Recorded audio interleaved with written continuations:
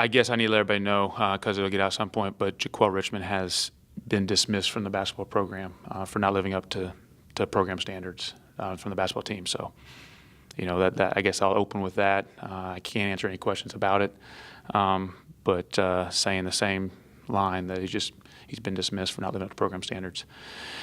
Now, in saying that, we got to get ready for Furman. Today we had a good practice, good energy. Really worked on the defensive end like we did leading up to the last couple games, and I think it's starting to help. We did not play in rhythm after the first, 10 minutes of the Greensboro game. They did a nice job in their three-quarter court press or whatever it was, or guys just, for some reason, got into a little funk and we couldn't get them out of it, and then they started making some shots. But, I thought our defensive effort was really good. Furman's obviously a good team. They're in Southern Conference. They have the returning SoCon Player of the Year. They got 4 guys averaging double figures. Almost half of their attempts are threes. So it's similar to, Greensboro, over half of their attempts were threes too. So in terms of what they're looking for is pretty similar, but how they go about it is different. And so the good news is our guys have gotten used, or I should say our big guys have gotten enough work guarding smaller players that want to shoot threes. I wouldn't say we're good at it yet, but they've gotten a lot of work, and they know what it's going to take, and just hopefully we can get that done. And it's nice being back home in Trask, sleeping in our own beds and getting ready for the game, and hopefully have a great crowd out there to urge us on Sunday. You say you can't say anything about Jaquel being dismissed, but can you talk about after the game in Greensboro, you said you guys don't have anybody walking in the door, you got to play with who you have. This kind of just puts you behind a rock in a hard place again with that depth that you don't have a lot of. Right, that's why I invited you out to practice. You're right. We are lacking a little depth now that I thought we were going to have in September. I wouldn't say I thought I had it when I took the job. We had no depth at the time, but we found some pieces, and just due to injury and some circumstances, we've lost a couple guys, and sometimes it's out of our control.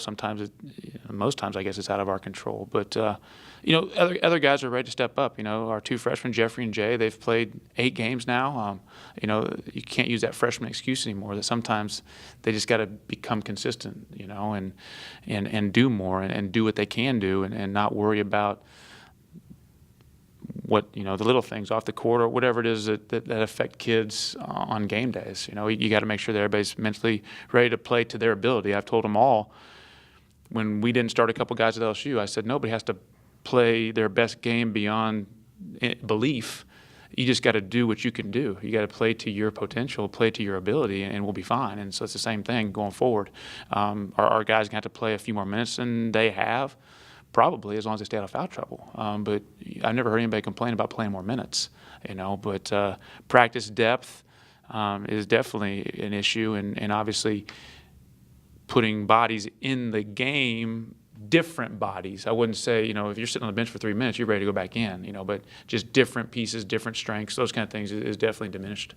You, looking back now, home game, 5 straight road games. Has this little stretch been more difficult than you anticipated? I don't think it's as difficult as I anticipated. It was the way the schedule fell. There's a lot of things I could not control other than we had to find games. And usually when you're scrambling to find games, road games are usually available.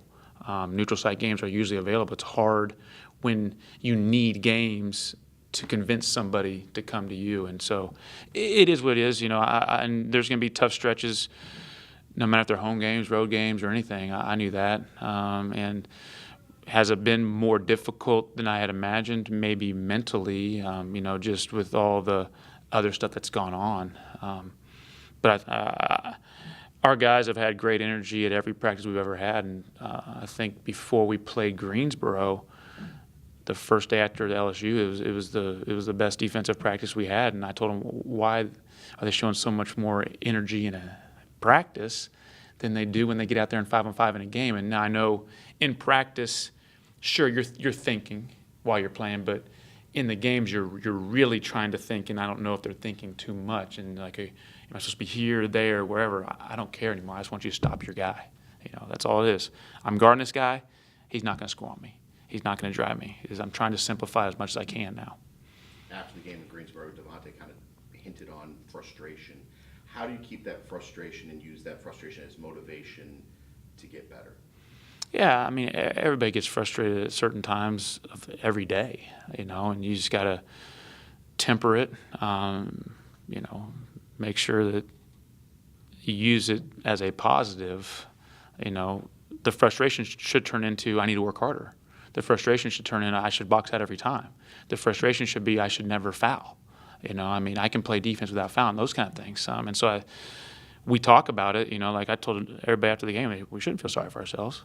Who's feeling sorry for us? Nobody in our league's feeling sorry for us. Are the fans feeling sorry for themselves? Maybe, but we can't feel sorry for ourselves.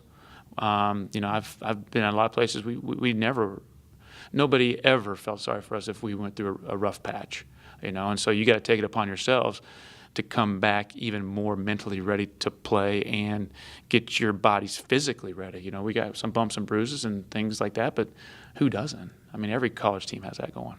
Any update on Mark? I know that he had knee surgery and you said he was going to be out for an extended period of time. Any update on when he might be back? Oh, Matt Elmore? Yeah. No, there's no more update. Every time he goes to the doctor, he's progressing just fine. And, he's been cleared to do certain things, whether it's, squatting a little bit more body weight than he was, or, he's got full range of motion, those kind of things. So everything's been positive, but I'm still not putting a timetable on it. Not fair to anybody to hope for this or think this is going to happen. I just want his knee to get healthy. You've talked a lot about the schedule and how we had to build it, last minute and stuff. Did you realize in the process of building it that it would be as tough as it's been? Because I think you're like 45th nationally in schedule strength right now. Yeah. Playing a bunch of good teams. Did you realize it was going to be like that? No. I knew we were playing good teams, no doubt about it. I think it's important to play good teams. I think it really shows where you are, really shows what you have to work on, really shows your deficiencies, why you won or lost, those kind of things. So that's, I guess, never bothered me when I was an assistant. Now as the head coach, everybody's so hung up on wins and losses. I still think we're finding out where we are. We're finding out what we actually need to improve on. Because I told our guys the other day, this is a different team than last year's team. No matter what anybody wants to admit, say, people know it, but I'm trying to let these guys realize this is a totally different team. Our strengths are different than their strengths. Our weaknesses are different than their weaknesses. They won 29 games. I was at Kansas, North Carolina. If we won 29 games, that was a heck of a year. And those, now I don't know if the fans would agree with me, but those were heck of years. So winning 29 games here is unbelievable what they did. Unbelievable. They had all the perfect pieces. This is a different team. And we are trying to get to where when the conference starts or whenever we are in the midst of later in the season, we are better than we are today. And we are getting to where we're the best team that we can possibly be. And it's going to, I think I've said it since I took the job, it's going to take time. It just doesn't happen overnight. Like, they still don't know the ins and outs of me. I still don't know the ins and outs of all of them and what makes them tick. You can't figure that out. It's easy to coach kids when you never coach a game and everything looks good in practice and nobody's hurt and there's no negative things happening. I've said that all along. But then once you run into some stumbling blocks or some negative things, it shows some colors in what you got to correct and what you got to stay strong with.